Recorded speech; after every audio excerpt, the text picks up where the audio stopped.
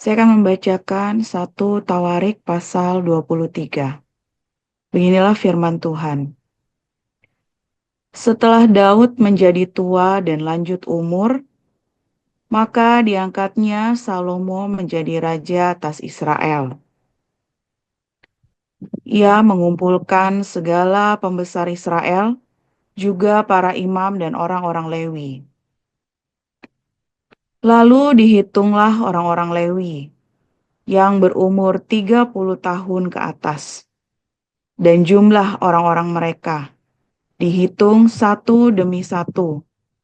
Ada 38.000 orang. Dari orang-orang ini 24.000 orang harus mengawasi pekerjaan di rumah Tuhan. 6.000 orang harus menjadi pengatur dan hakim. 4.000 orang yang menjadi penunggu pintu gerbang. Dan 4.000 orang menjadi pemuji Tuhan dengan alat-alat musik yang telah kubuat untuk melakukan puji-pujian, kata Daud. Juga Daud membagi-bagi mereka dalam rombongan menurut anak-anak Lewi, yakni Gerson, Kehat, dan Merari. Termasuk orang Gerson ialah Ladan dan Simei. Anak-anak Ladan ialah Yehiel, seorang kepala, serta Zetam dan Yoel, 3 orang. Anak-anak Simei ialah Selomit, Haziel, dan Haran, 3 orang. Orang-orang inilah yang menjadi kepala puak Ladan. Anak-anak Simei ialah Yahat, Ziza, Yeus, dan Beria. Itulah anak-anak Simei, 4 orang. Yahat ialah kepala dan Ziza orang kedua. Tetapi Yeus dan Beria tidak mempunyai banyak anak. Maka mereka merupakan hanya satu puak dengan satu jabatan. Anak-anak Kehat ialah Amram, Yishar, Hebron, dan Uziel, 4 orang. Anak-anak Amram ialah Harun dan Musa. Harun ditunjuk untuk mengurus apa yang maha kudus, dia dan keturunannya, sampai selama-lamanya, untuk membakar korban di hadapan Tuhan, untuk melayani dia, dan untuk memberi berkat demi namanya, sampai selama-lamanya. Anak-anak Musa, abdi Allah itu, digolongkan kepada suku Lewi. Anak-anak Musa ialah Gersom dan Eliezer. Anak Gersom ialah Sebuel, seorang kepala. Anak Eliezer ialah Rehabia, seorang kepala. Eliezer tidak mempunyai anak-anak lain, tetapi anak-anak Rehabia luar biasa banyaknya. Anak Yishar ialah Selomit, seorang kepala. Anak-anak Hebron ialah Yeria, seorang kepala. Amaria, anak yang kedua. Yahaziel, anak yang ketiga. Dan Yekameam, anak yang keempat. Anak-anak Uziel ialah Mika, seorang kepala. Dan Yisia, anak yang kedua. Anak-anak Merari ialah Mahli dan Musi. Anak-anak Mahli ialah Eleazar dan Kis. Ketika Eleazar mati, ia tidak mempunyai anak laki-laki, hanya anak perempuan. Lalu anak-anak Kis saudara sepupu mereka mengambil mereka menjadi istri. Anak-anak Musi ialah Mahli, Eder, dan Yeremot, 3 orang. Itulah Bani Lewi menurut puak mereka, kepala-kepala puak mereka. Pada waktu mereka dicatat seorang-seorang sesuai dengan bilangan nama mereka, orang demi orang, yang berumur 20 tahun atau lebih. Merekalah yang harus melakukan pekerjaan untuk ibadah di rumah Tuhan. Sebab Daud telah berkata, Tuhan, Allah Israel, telah mengaruniakan keamanan kepada umat-Nya, dan Ia diam di Yerusalem sampai selama-lamanya. Dengan demikian, tidak usah lagi orang Lewi mengangkat bait suci dan segala perkakas yang dipakai untuk ibadah di situ. Sebab, sesuai dengan titah Daud yang belakangan, mereka yang didaftarkan dari anak-anak Lewi ialah yang berumur 20 tahun ke atas. Tugas mereka ialah membantu anak-anak Harun untuk menyelenggarakan ibadah di rumah Tuhan, mengawasi pelataran, bilik-bilik, dan pentahiran segala barang kudus, serta melakukan pekerjaan yang berhubungan dengan ibadah di rumah Allah. Juga, mereka harus menyediakan sajian dan tepung yang terbaik untuk korban sajian, roti tipis yang tidak beragi, apa yang dipanggang di atas panggangan, apa yang teraduk, dan segala sukatan dan ukuran. Selanjutnya, mereka bertugas menyanyikan syukur dan puji-pujian bagi Tuhan setiap pagi. Demikian juga pada waktu petang. Dan pada waktu mempersembahkan segala korban bakaran kepada Tuhan, pada hari-hari Sabat, bulan-bulan baru, dan hari-hari raya, menurut jumlah yang sesuai dengan peraturan yang berlaku bagi mereka sebagai tugas tetap di hadapan Tuhan. Mereka harus melakukan pemeliharaan kemah pertemuan serta tempat kudus dan harus melayani anak-anak Harun, saudara-saudara mereka, untuk menyelenggarakan ibadah di rumah Tuhan. Demikian firman Tuhan.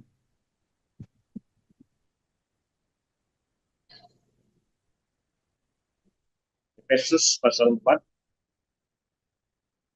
Sebab itu aku menasihatkan kamu, aku orang yang dipenjarakan karena Tuhan, supaya hidupmu sebagai orang-orang yang telah dipanggil berpadanan dengan panggilan itu. Hendaklah kamu selalu rendah hati, lemah lembut, dan sabar. Tunjukkanlah kasihmu dalam hal saling membantu, dan berusahalah memelihara kesatuan roh oleh ikatan damai sejahtera. Satu tubuh dan satu roh, sebagaimana kamu telah dipanggil kepada satu pengharapan yang terkandung dalam panggilanmu. Satu Tuhan, satu iman, satu baptisan, satu Allah dan Bapa dari semua, Allah yang di atas semua dan oleh semua dan di dalam semua. Tetapi kepada kita masing-masing telah dianugerahkan kasih karunia menurut ukuran pemberian Kristus.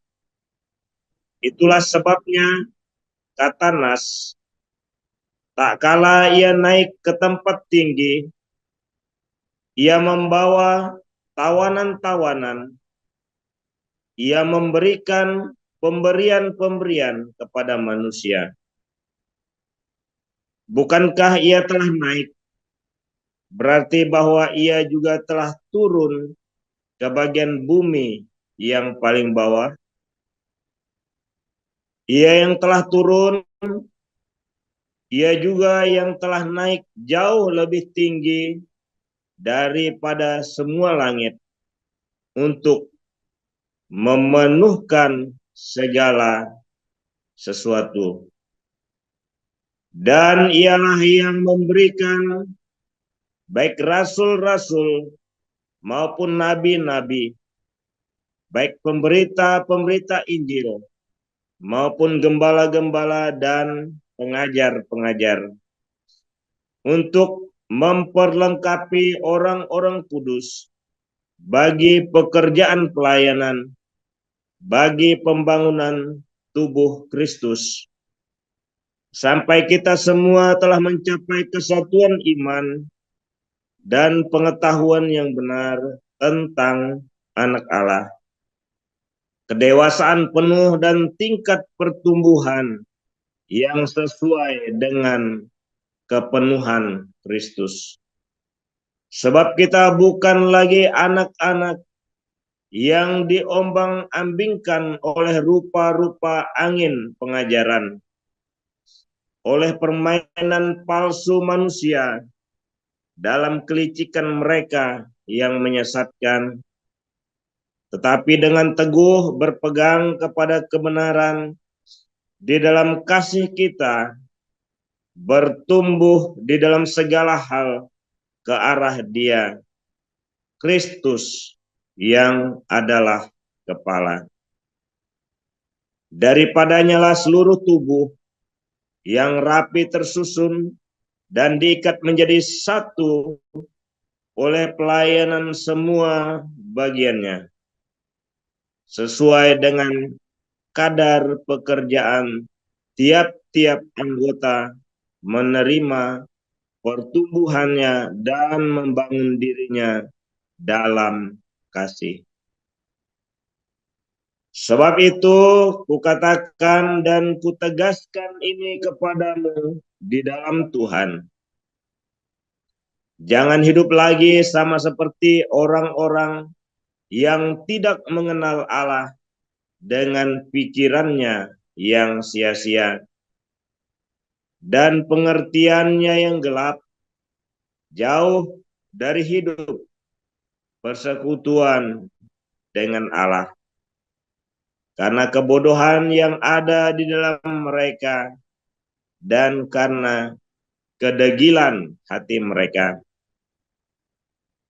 Perasaan mereka telah tumpul sehingga mereka menyerahkan diri kepada hawa nafsu dan mengerjakan dengan serakah segala macam kecemaran. Tetapi kamu bukan demikian. Kamu telah belajar mengenal Kristus. Karena kamu telah mendengar tentang Dia dan menerima pengajaran di dalam Dia menurut kebenaran yang nyata dalam Kristus, yaitu bahwa kamu berhubung dengan kehidupan kamu yang dahulu harus menanggalkan manusia lama yang menemui kebinasaannya oleh nafsunya yang menyesatkan, supaya kamu dibaharui di dalam roh dan pikiranmu, dan mengenakan manusia baru yang telah diciptakan menurut kehendak Allah di dalam kebenaran dan kekudusan yang sesungguhnya.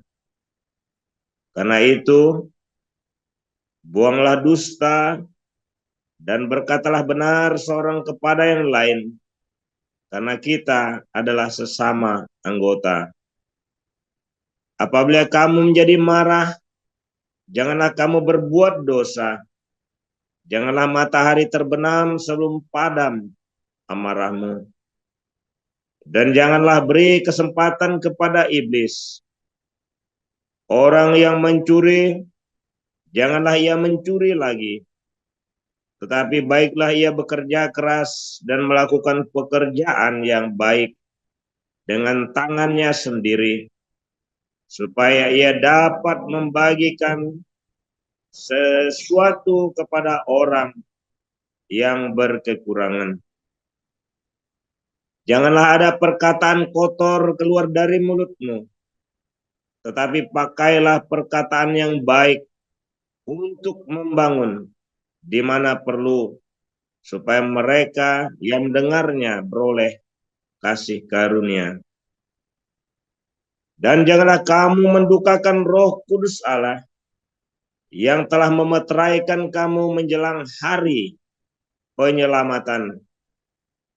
Segala kepahitan, kegeraman, kemarahan, pertikaian dan fitnah hendaklah dibuang dari antara kamu.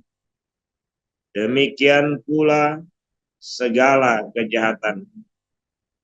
Tetapi hendaklah kamu ramah seorang terhadap yang lain, penuh kasih mesra dan saling mengampuni, sebagaimana Allah di dalam Kristus telah mengampuni kamu. Demikian firman Tuhan. Amin. Terima kasih para lektor, Ibu Ayu dan Pak Kasianus Dino. Ya, baik Bapak Ibu dan penonton yang ada di YouTube. Jangan lupa untuk like, subscribe, dan share channel YouTube Joseph Pauzang dan bunyikan lonceng notifikasinya agar saudara mendapat info dan acara yang terbaru dari channel ini. Ya, sambil menunggu Pastor Pauzang yang akan merenungkan firman Tuhan hari OS. Ya, silakan Pastor.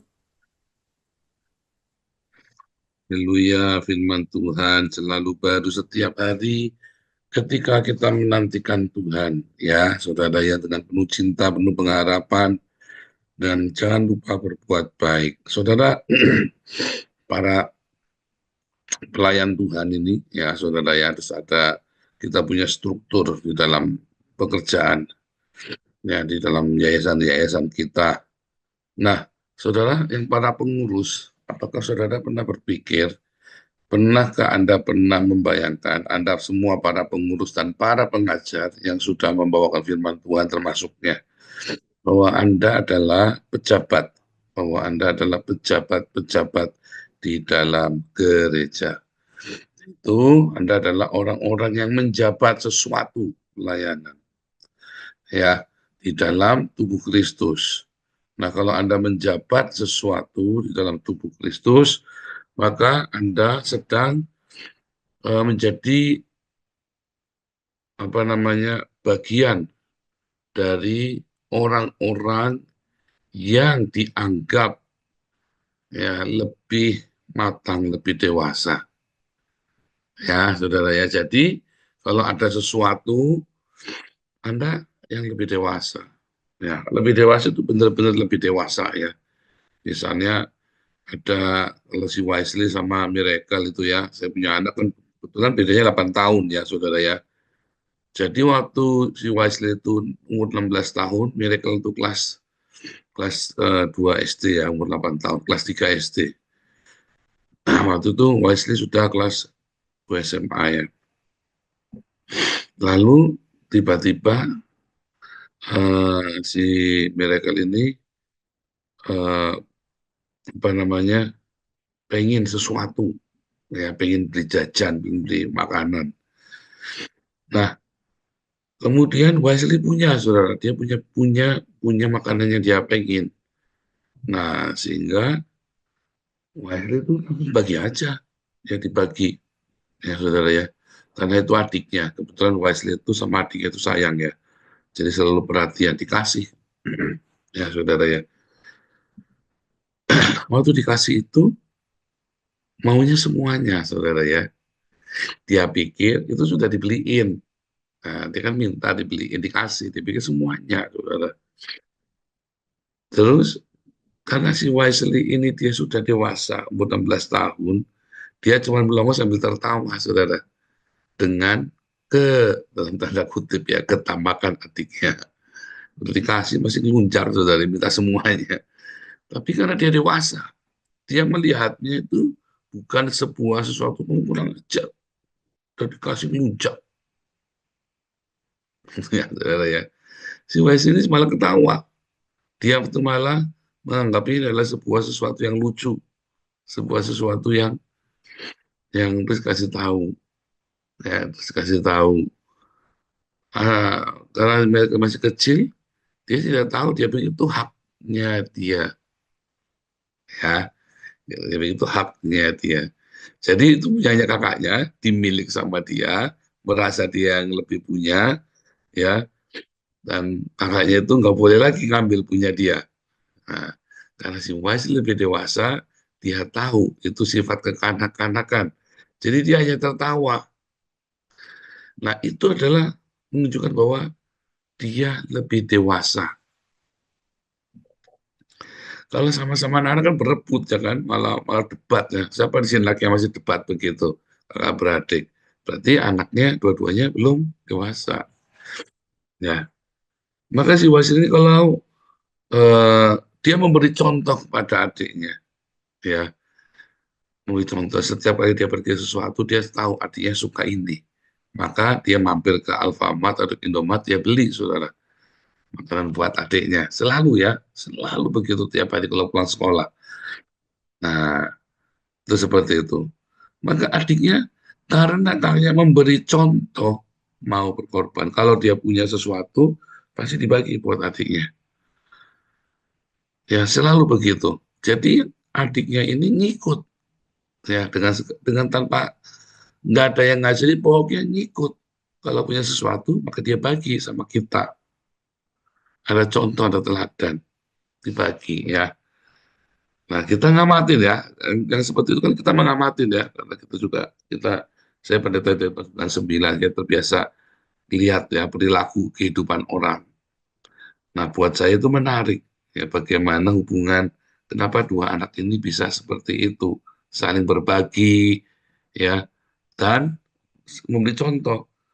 Ya, suatu ketika si Wise itu dengan terburu-buru, ya tanpa sengaja, dia nutup pintu, buru-buru sambil lari ya, lompat ke mobil itu, ceder begitu ya. Adiknya tangannya kejepit pintu, tapi hanya ujungnya. Ya, lalu akhirnya nangis, saudara ya. Tanpa sengaja saya marah, saudara ya, saya marah. Kenapa kamu tidak berhati-hati? Itu kan adikmu kasihan, nanti kalau tangannya putus bagaimana? Ya, saya marah sekali waktu itu ya. Si Wesley menangis, saudara ya. Itu udah SMA kelas 2. Si Wesley menangis. Ya, karena dia tidak menangis karena dimarahi saya, tidak, saudara. Dia sadar kalau adiknya tangannya putus beneran gimana tuh adik kesayangannya dia. Nah, itu dewasa tuh, saudara. Dia tidak menangis karena dimarahin saya karena dia ketakutan. Enggak, saudara ya. Wah, itu menangis karena iya dia sadar. Dia salah. Ya. Dan yang dia sayang itu nanti akan terluka. Nah, itu dewasa tuh, saudara. Ya. Ketika kamu berbuat salah, kamu ditegur, dan kamu tersadar langsung. Itu namanya dewasa. Bukannya kalau ditegur malah el-elan, malah ini ya, saudara. Banyak orang ditegur, ya saudara yang lebih tua, malah ngeyel, dia lebih pintar, saudara ya. Saya berapa kali ada beberapa pengurus, saya tegur ya, malah dia ngajari saya. Kadang-kadang, saya yang kepalanya, malah saya yang diajarin. Yang kadang-kadang tragisnya saya lebih tua lagi ya, saya lebih tua juga, saya tegur malah dia ngajari saya. Nah, itu namanya tidak dewasa. Tidak dewasa. Kalau ada saudara kita yang lebih tua atau dianggap senior, atau dia sudah sebagai pengajar, atau dia sebagai pengurus, menegur Anda diam dulu. Diam dulu, jangan bereaksi, saudara ya. Walaupun Anda nggak setuju. Ya, walaupun Anda nggak setuju. Sebab ketika Anda langsung nyamber, oh saya mah orangnya begitu, berarti kamu tidak dewasa. Walaupun kamu memang orangnya begitu, belak-belakan. Namanya bukan belak-belakan, namanya kamu nyolok kamu tuh. Yang nyamber, nggak bisa kamu. Nggak kenaan. Belajar kalau ada sesuatu, Anda diam dulu, dengarkan dulu, amatin dulu, bener nggak? Gitu ya. Jangan langsung bereaksi. Jangan kalau ada segala sesuatu yang Anda tidak setuju langsung bereaksi. Diam dulu, saudara. Jangan-jangan Anda ya nggak setuju bukan gara-gara idenya yang tidak baik, tetapi Anda nggak setuju karena Anda nggak suka sama orangnya, sentimen. Nah, itu kalau Anda langsung nyamber, namanya Anda tidak dewasa tuh. Ya, Anda tidak dewasa. Anda kalau ada sesuatu ide yang Anda berbeda, Anda kasih usulan, lalu ditolak usulanmu, Anda marah, itu namanya Anda tidak dewasa. Sekalipun usulanmu itu yang paling benar, ya, sekalipun kamu tahu kamu itu paling benar, ya, itu namanya kalau terus kamu marah, itu namanya kamu tidak dewasa. Saudara, saya seringkali memberikan usulan-usulan kepada yayasan, ya. Nah, sekadang ya usulan saya nggak diterima, walaupun saya tahu, aduh kamu salah. Cuma saya nggak maksa, saya biarin. Begitu nanti sudah salah, ya nanti saya ingatkan kembali. Bukan saya mau ungkit-ungkit, tetapi saya ingatkan kembali. Dan kita cari solusi, bukan mencari dulu. Kalau kamu dengerin saya kan nanti dulu, percuma. Sekarang kita cari solusinya.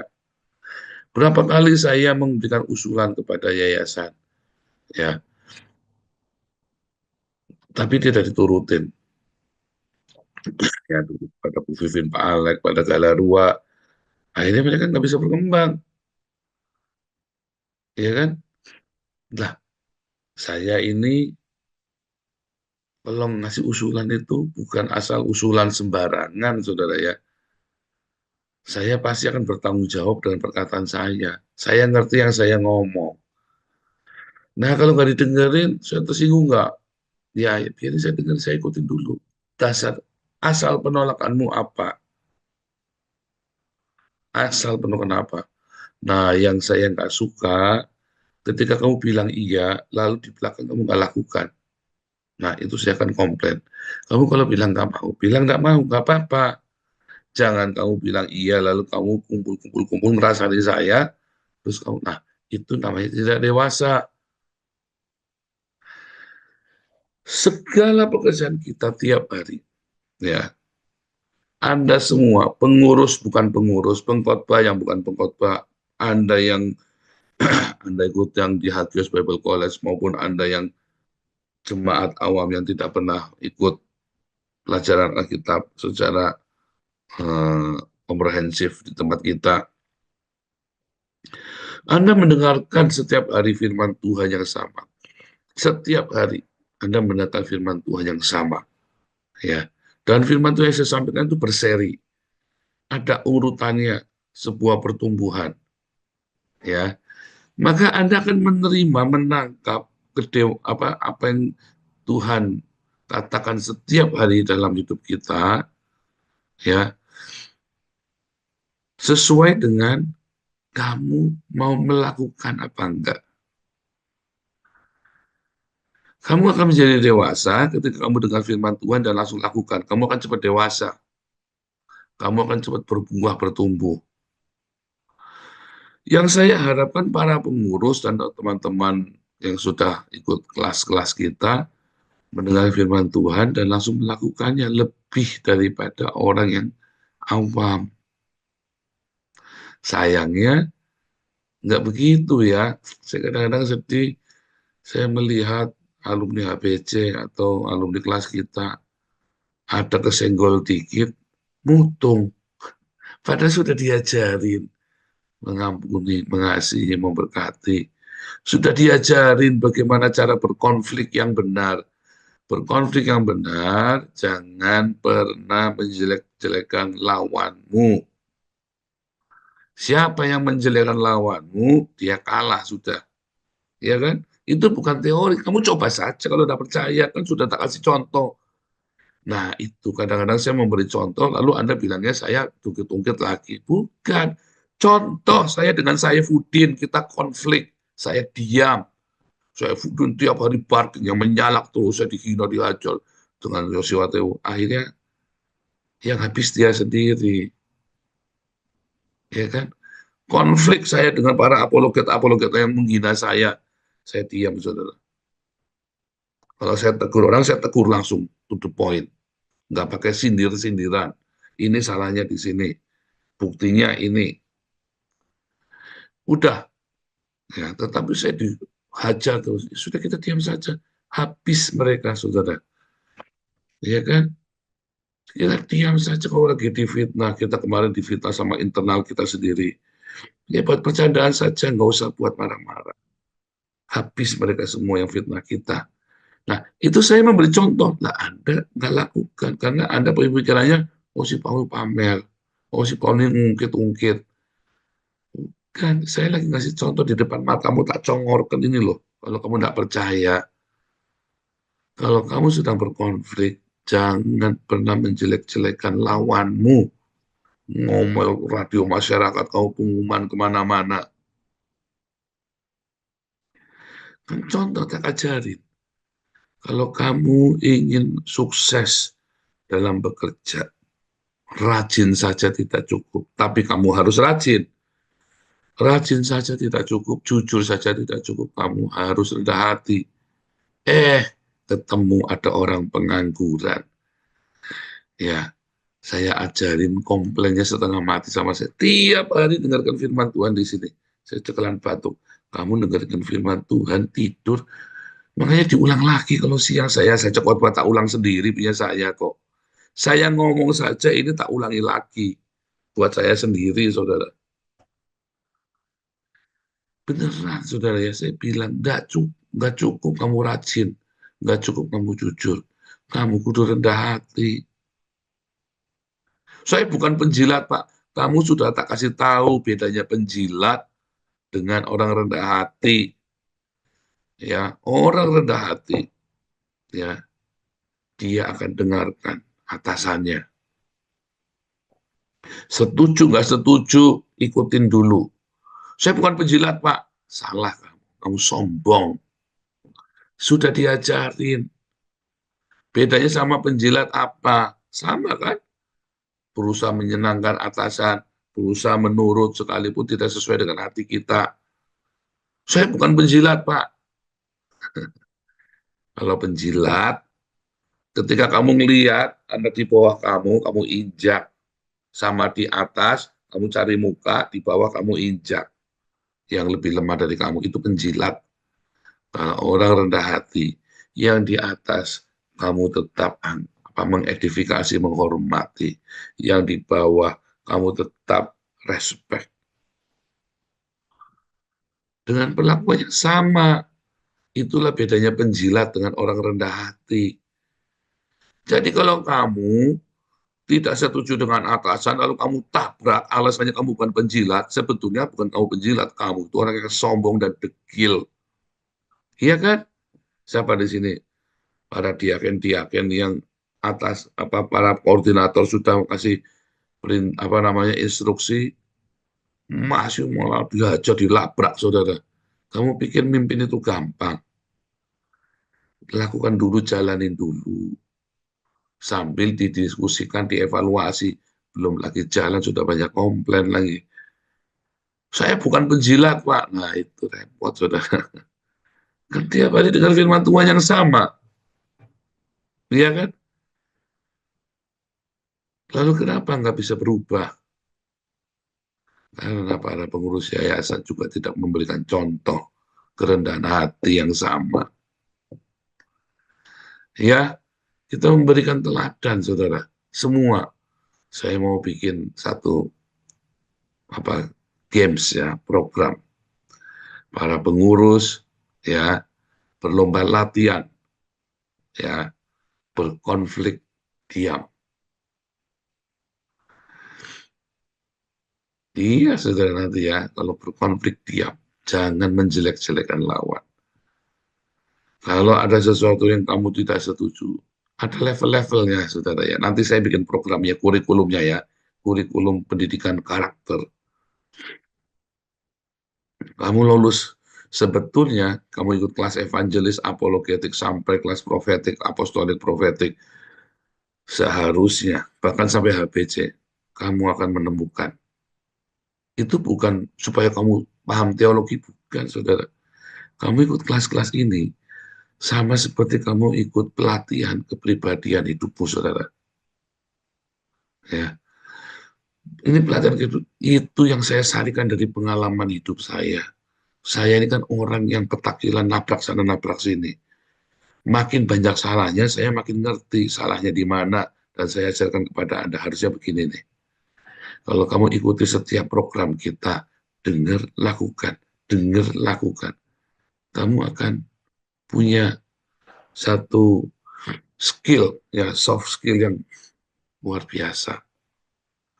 Masalahnya, kamu harus praktek. Ini bukan teori. Teori kalau kamu cuma lakukan saja kelihatannya mustahil, kelihatannya tidak mungkin, kelihatannya terlalu.